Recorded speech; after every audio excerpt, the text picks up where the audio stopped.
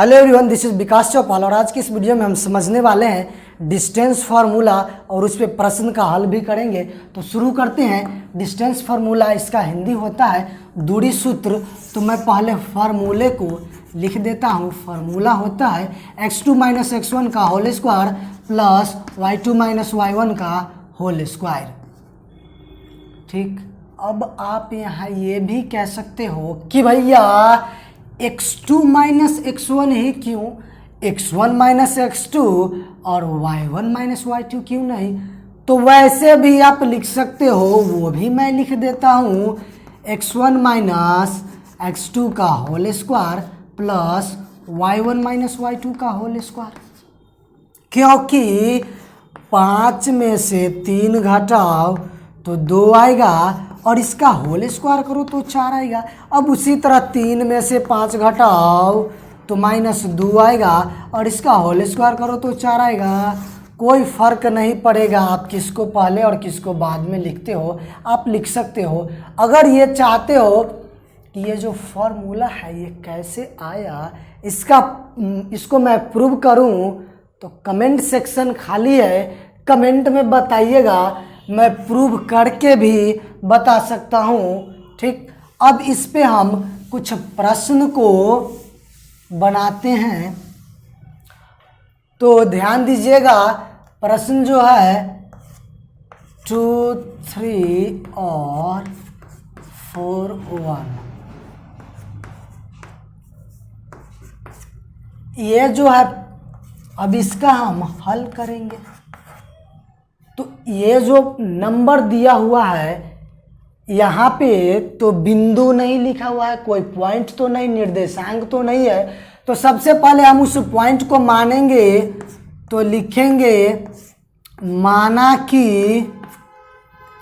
ए नियामक, इसको नियामक बोलते हैं या फिर निर्देशांक 2 और 3, और यहाँ पे ये जो नंबर दिया हुआ है 2, किसी न किसी पॉइंट का ये नियामक ही है और निर्देशांक को दूसरा नाम नियामक होता है। तो यहाँ पे ये जो है, इस मैंने ए पॉइंट माना, तो ए पॉइंट का ये नियामक हुआ, निर्देशांक है, तो उसको हम 3 डॉट से दर्शाते हैं। अब उसी तरह दूसरे को हम बी मान लेते हैं, तो इसका निर्देशांक जो हो गया 4 और 1। अब यहाँ पे हमें पता करना है x निर्देशांक और y निर्देशांक।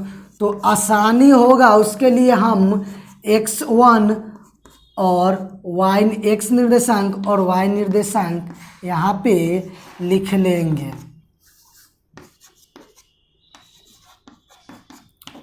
अब आप अपनी मर्जी से किसी को x1, किसी को x2, किसी को y1, y2 मान सकते हो।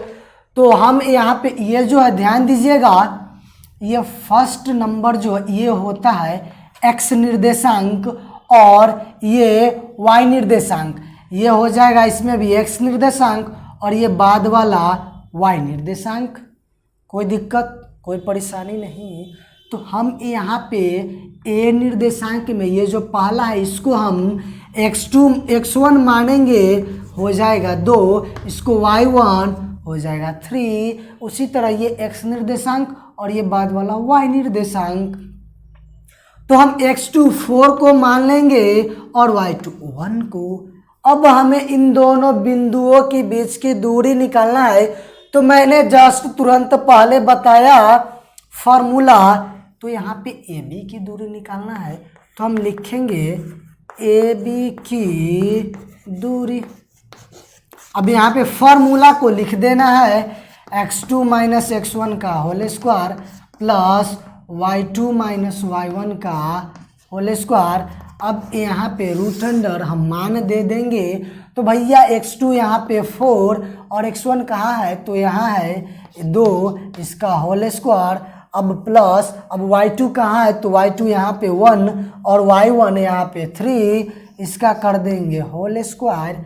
अब आगे देखते हैं। तो 4 में से 2 को घटाओ तो 2 बचेगा।